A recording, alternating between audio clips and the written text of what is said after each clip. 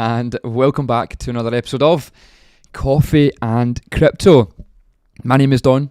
Thank you so much for tuning in and watching today's video. It is an afternoon shot from myself. It's not quite the usual morning session that we have on Coffee and Crypto, but nonetheless, we are here, we are live and ready to go with, well, of course, plenty of news coming out from the crypto market. Not just about prices, but also some news from the UK, which, of course, some of yous will live in. Yeah, I think it's quite important that you know what's going on. So let's crack on and see what's actually happening in crypto today. Now, first things first, before we do move into the prices, of course, please make sure you do yourself a favour at this point and join CC Pro. There's a link in today's description. It's all I will say.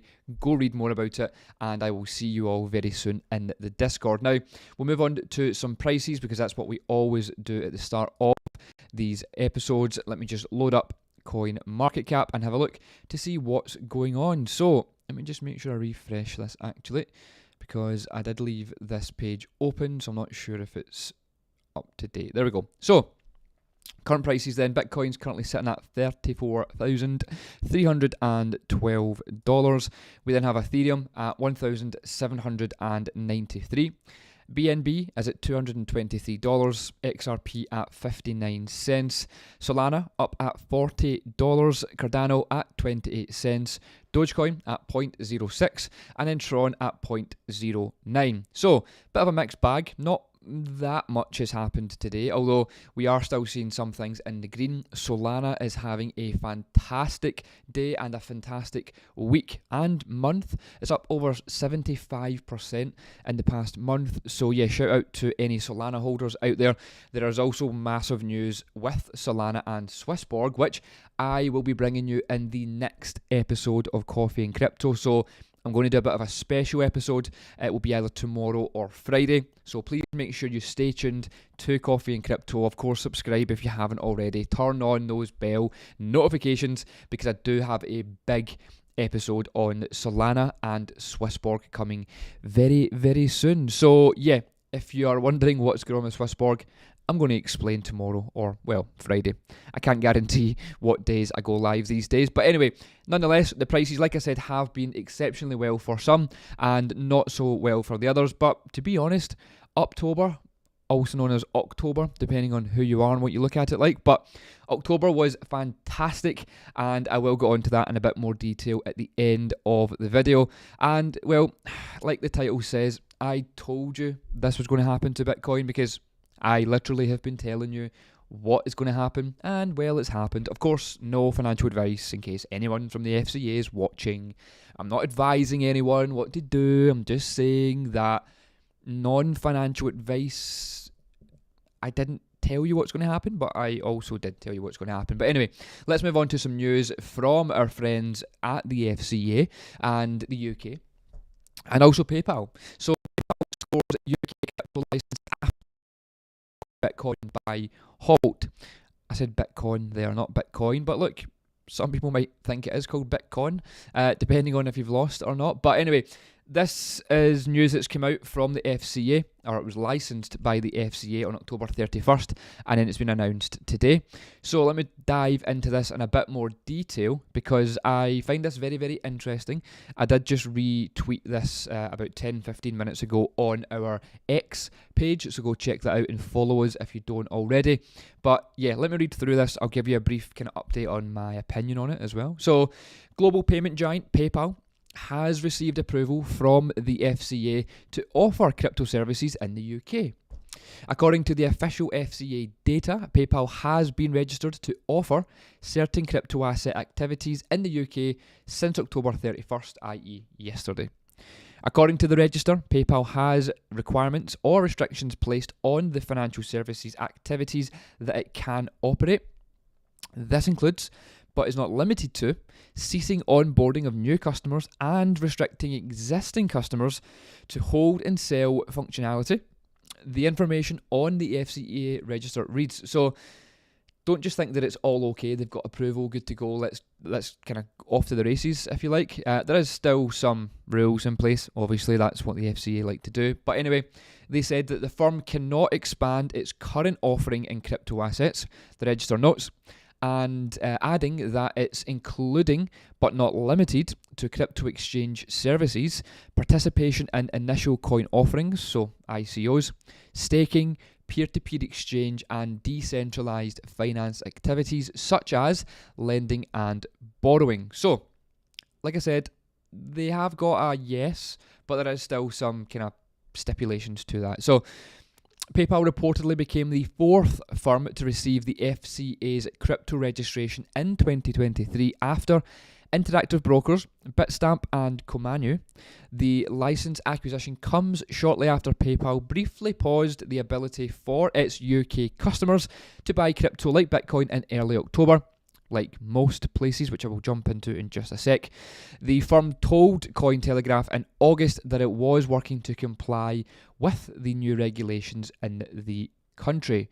So, what I want to dive into, of course, is this in a bit more detail because, again, you'll know that from October 8th, so almost one whole month ago, we seen a lot of fear. Well, it was actually just over that, but the official date was October 8th. We saw so much fear being pumped out, especially from Bybit. That was one of the main exchanges, but then a lot of other exchanges followed suit.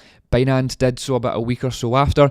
Obviously, PayPal did. There's another, I think OKX did in UK. There's quite a few UK parts of crypto firms halted onboarding new customers. You couldn't then move your crypto assets or add to them or whatever it was. There was a lot of fugazi, a bit of fear, just a lot was happening. So, of course, we knew that, we covered that, we explained that. We strongly believe that it is just, well, first of all, it was a suspension. It wasn't a cancellation of services. It was a suspension. Most of the exchanges were saying, look, it is stopped until January because that's the date that the FCA were providing. So they were given a 3-month window to comply with new regulation, basically. In my opinion, the regulation didn't seem as strong as what it was first maybe thought. I definitely overthought it a little bit at the start and maybe bought into the FUD a little bit. But after kind of reading through the FCA's website, and it's just all typical stuff that the government's put out. Government, if you are watching this, please don't come after me. I did read and understand, and I do comply, and I do wholeheartedly agree with regulation. My point being is that a lot of exchanges, well, they have to abide to the FCA's rules. Obviously, everyone does. That's kind of the whole point of the FCA or their guidelines. But there was a set period in time for these exchanges and companies to get kind of the compliance issue sorted, which, well, PayPal have done within a month, and I do strongly believe that Bybit will follow suit, and Binance will follow suit, and whoever else had to suspend services in the UK. It just doesn't make sense for them not to. They're a big company. The UK is a big part of the crypto kind of side of these companies. Therefore, it is in these companies' best interest to have access to UK customers, so they will do everything that they can to comply with the FCA. And, well, yeah, most of them are and will. So, yeah, I guess the point of the matter here is PayPal have now got that confirmation, and I do strongly believe that the other companies, i.e. Bybit, because that was like one of the main ones that people used, will follow suit very, very soon. So, hopefully, the panic will be over very, very soon. Moving on. So, more news from ETF. We have spoken about ETFs about 50 times in the past 6 months. But Spot Bitcoin ETF joins the BlackRock website. Again, I covered this about a week ago. You know exactly. I'm trying not to do that dance move whenever anyone used to say about a week ago. Do you remember that? No? Cool. Moving swiftly on, the ticker for Invesco and Galaxy's Spot Bitcoin ETF, BTCO, has appeared on the Depository Trust and Clearing Corporation's website, which is a DTCC, marking a step forward in the application process for two asset managers. So, here you can see here, BTCO, The ETF has been added to the list sometime in the last 6 days, with the Web Archiver Wayback Machine showing no listing under the ticker BTCO was present in October 25th. So, fairly new. A ticker added to the list of ETF products on the DTCC's site is not a guarantee of future approval for the product. Again, I spoke about this last week, where companies need to buy this. Well, I was calling it a domain. So you would always buy your website domain before it's like public, before you kind of release it, because you need to secure that name. For us, our website is ccgla.co.uk. So we bought that domain name before we obviously launched the website. That's just how it goes. And it's exactly the same here. So this BTCO, and what was the other one? I can't even remember what they named the other one. Is it here? It's not BTF. There was another one. I don't know why it's not there, but anyway, the BTCO is something that's compared to like a domain. So you buy that first, you register it on this DTCC, there's too many abbreviations of letters here, on this website before it goes live. It's just normal. So that's why I covered it last week, saying, look, yep, it's cool, it's amazing to see it on the website, but it doesn't really mean anything. They've just bought a domain, which probably cost them like $10. So don't panic and don't get to I think I said don't get your knickers in a twist. I'm sure that's what I said last week, can't quite remember, but anyway, the fact of the matter is another one has been added to the website. So that's positive, fantastic. Does it mean that the ETF is approved? No, it doesn't. But does it mean that the ETF is probably coming very, very soon? Yes, it does, in my humble opinion. Now, a DTCC spokesperson said that it's a standard practice for the DTC website or company to add securities to the NS. Right, there's too many abbreviations of stuff here. So the NSCC security eligibility file in preparation for the launch of the new ETF to market. Appearing on the list is not indicative of an outcome for any outstanding regulatory or approval processes, the spokesperson also added. That's what I've also just said. The application for the joint spot Bitcoin ETF managed by the global investment firm Invesco and crypto asset firm Galaxy Digital was reactivated in June 21st. So, yes, once again, we have seen some fantastic news come out from the ETF world that there's a potential of another ETF being approved because, well, they've bought the domain. That means it's getting approved, basically. That's essentially what people think. What do I think? Well, you all know what I think. ETFs are coming very, very soon. And yeah, it's positive to see nonetheless. But just don't get too ahead of yourselves. The main thing that I always say, right, I'm actually going to switch to the full screen here so you can take it in and know that it's serious. So when it goes to full screen like this, you know it's serious. But one thing that I say to all of the one-to-one clients that I speak to, again, if you didn't know, this is also a consultancy business, not just a YouTube channel. But on most, if not all of my one-to-ones that I do when I speak to people, the same questions always come up. How much and when? That's the same question over and over and over and over again. But what I don't know why I'm telling you this because I'm essentially giving away my information for free, but it's, it helps. But essentially what I say is don't focus too much on the end. So what I mean by that is, will XRP go to $10 and when it does, I'm going to have this much money? Don't worry about that because we're so far away from that, it just doesn't seem to matter right now. What does seem to matter right now is making sure you actually have enough of that crypto asset that you care about. And, well, if it does go to $10, then would you not rather focus on having 10,000, 20,000, 100,000 of that token rather than, oh, well, I've got this much just now. Does that mean that when it goes to $10, I will have this much? Oh, I'm going to buy this when it goes to this. It's like, get all of that out of your head. Trust me when I say that. Get out of your own head when it comes to, like, don't get me wrong, right? Thinking of profit taking is key, right? If you're an investor, again, none of this is financial advice, by the way. This is just random information. Do not take any of what I'm saying as gospel. But as an investor, normally what happens is you invest in something when it's low with the scope to selling out of it and profiting from that when it's high. Buy low, sell high. Pretty straightforward. But too many people focus on the sell high section without for kind of making sure the fundamentals are taken care of, i.e. buying low. So yeah, I guess what I'm trying to say there is don't worry too much about the ETFs are coming and the halving is coming and the bull market is coming. Don't focus too much on that because you cannot control that. You have got zero control over what happens in crypto. I don't have any control either. What control I do have though is learning about crypto, learning about what crypto I'm going to invest in if I decide to do that. I'm also in charge of how I make money to then put into crypto if that's what I decide to do, after of course reading regulations. Then that should be your focus. Your focus should be learning more, speaking to people like myself about how you can kind of allocate things, how you can make more money to then put into crypto, rather than just, oh yeah, I've got 10,000 and if it goes to this price, I'm going to have this much money and I'm going to buy this car and I'm going to buy this watch. And it's like, that is all fugazi. I made that mistake in 2021, thought buying the cool cars and the watches and the holidays and thought all of that was cool. It's not. Trust me, it's not. It's not what I'm in it for anymore. It was cool back then, don't get me wrong, but once you've done it, you realise that you don't even need to do it. It's maybe I'm just old. I know I look young, but I'm definitely older than you think.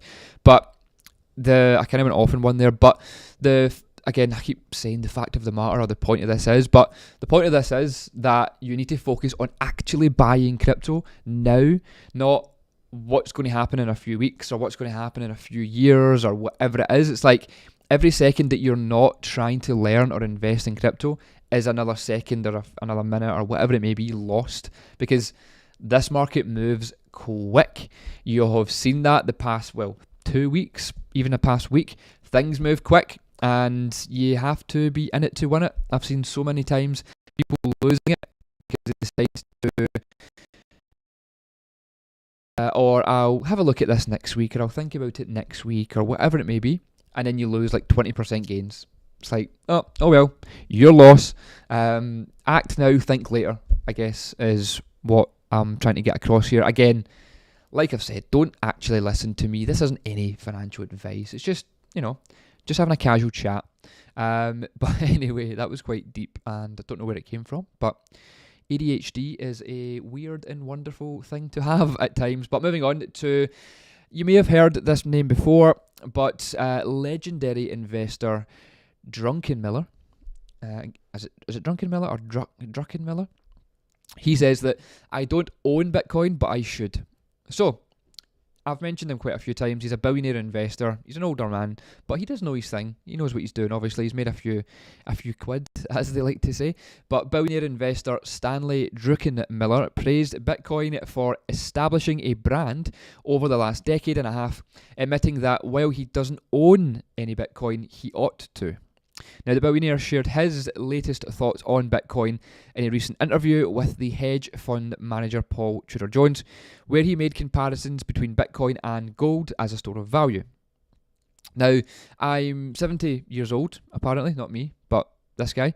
He owns gold. I was surprised that Bitcoin's kind of got going, but, it's clear that young people look at it as a store of value because it's a lot easier to do with stuff. Now, 17 years, to me, it's a brand. I like gold because it's a 5,000-year-old brand. So, I like them both. I don't own any Bitcoin, but to be frank, but I should. I definitely didn't read that correctly, but you get the point. Again, hopefully you've heard of this guy before, this Stanley Druckenmiller. He is, again, a very, very well-known guy in the investor world, so I don't know how deep you look into investments or how long you've looked into investments, but yeah, he's a big name, made a lot of money, and he knows his stuff. Well, maybe not so much that much because he hasn't bought any Bitcoin, but whatever. The fact of the matter is, why do I keep saying that? That's so annoying. But the fact of the matter is that he doesn't own any Bitcoin, but he feels that he should. That's it. Full stop. Drawn a line under it. We're going to move on. Some more news from the UK. So this has come out a couple of days ago. But the UK publishes plans for stablecoins regulation. Here we go. So the UK government has published an update to its plans to regulate fiat-backed stablecoins. The document, published on October 30th, aims to facilitate and regulate the use of fiat-backed stablecoins in the UK, apparently, as well as payment chains. So, according to the document, His Majesty's Treasury intends to introduce specific legislation to Parliament in 2024, bringing the regulation of fiat-backed stablecoins under the FCA's mandate. Notably, the Treasury is looking into making the local companies, arrangers of payments, authorised by the FCA, responsible for ensuring the overseas stablecoin meets local standards. Now, non-fiat backed stablecoins, including algorithmic stablecoins, will not be allowed into regulated payment chains. However, the document doesn't impose a direct ban, but it makes reservations that these transactions will remain unregulated. Moreover, the Treasury considers them subject to the same requirements as unbacked crypto assets. Now, is this a good thing? I guess it sort of is, because it's regulation and it's coming no matter what. So, yeah, some could say it is a good thing, but it depends on how much of a Bitcoin maxi you are, I suppose. Now, as for standard stablecoins, the FCA will get the authority to demand the stablecoin issuer hold all reserve funds in its statutory trust. The terms of the trust will be set out in the FCA's rules, and including the redemption obligations in the case of some of the firm's failures as well. In the latter scenario, UK stablecoin issuers will face procedures under the Insolvency Act of 1986. So, yeah, look, like I said, is it a good thing? Yes, to an extent, because it's cleaning the place up a little bit. If we do want to see crypto be more accepted in kind of day-to-day life, then yes, we do unfortunately need regulation. But it's always going to be quite tough and quite, annoying at the start, but over time it will be, in my opinion, a good thing for, crypto in general. Okay, moving on to the last part of today's video. Let me just make this larger for you first.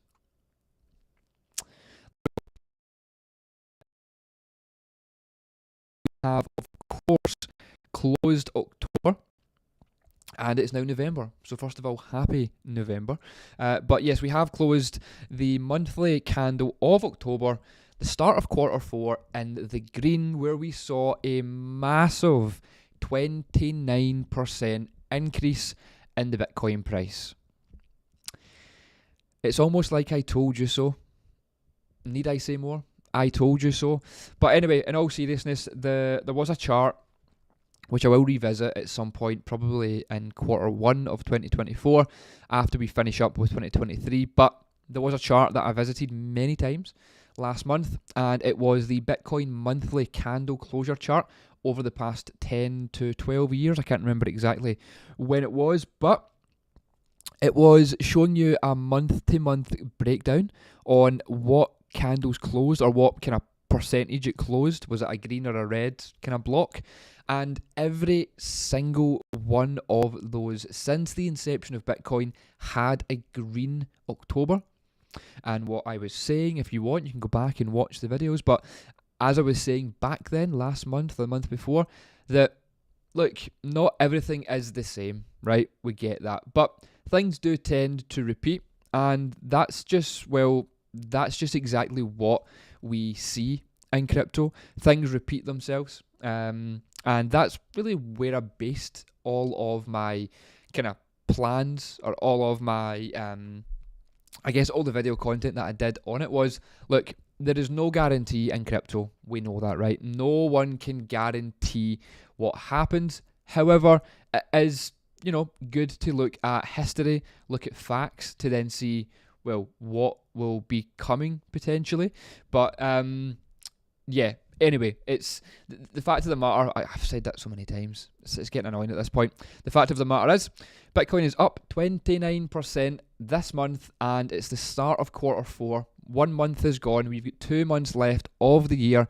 How is the rest of the year going to look? I'll let you decide, but I am hopeful. It looks great so far, but again, like I said, anything's possible, so don't just take it from me. But look at the chart in front of you. So far, so good. And that's all I've got to say on that. So yeah, anyway, like I said, that was the last piece of today's episode. Thank you so much for tuning in and watching today's Coffee and Crypto. A little bit of a kind of later session today, but hopefully you still stuck around and managed to get through all of the video. If you did, drop me a comment, let me know your thoughts of today's video, drop me a like, all that usual stuff. Share the video with someone that needs to see it. I will be back either tomorrow, which will be tomorrow. I'll be definitely back tomorrow, but I do have a special episode where I'm going to cover Solana and Swissborg. So yeah, make sure you stick around to see exactly what's going on with Solana and Swissborg. Anyway, that's all for me. Thank you so much for tuning in. I'll